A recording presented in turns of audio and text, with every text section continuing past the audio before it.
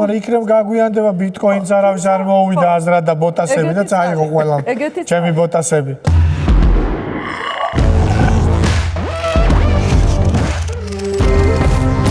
კეთრი, ამიტომ კიდე თქვენ იყავით შარკების ერთ-ერთი ინვესტორი, ხო?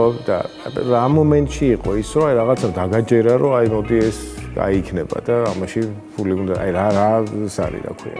მე მქონდა ჩემი სისტემა. პირველი, რასაც უყურებდი, იყო რამდენად რელევანტურია პროდუქტი, ანუ არიან თუ არა ადამიანები ირგვლივ, ვინც ფულს გადაიხდის იმაში, რაზეც არის საუბარი, ანუ ამ პროდუქტში. მეორე, ყველაზე მნიშვნელოვანი, ალბათ შეიძლება პირველიც იყოს, არის ვინ არის ის ადამიანი, ვინც ამას აკეთებს და არის თუ არა მზად იმისთვის, რომ თუნდაც იდეა კარგი ქონდეს.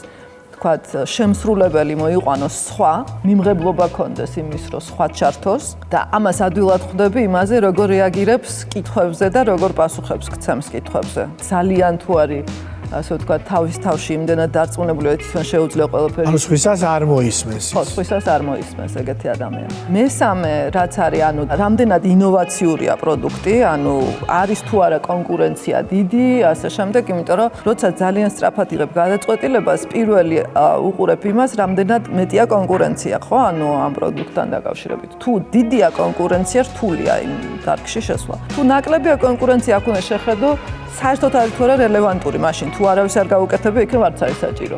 შეიძლება დაგაჯეროს, ნახე, არავის არ აქვს. პრინციპში გეგონოს რომ მარტო ვარ ბაზარზე, ამ დროს ესე იგი არ არის საჭირო და რატო ხარ? თუ მსოფლიოში არავის აზრად არ მოსვლია, შეიძლება არც არის სწორი.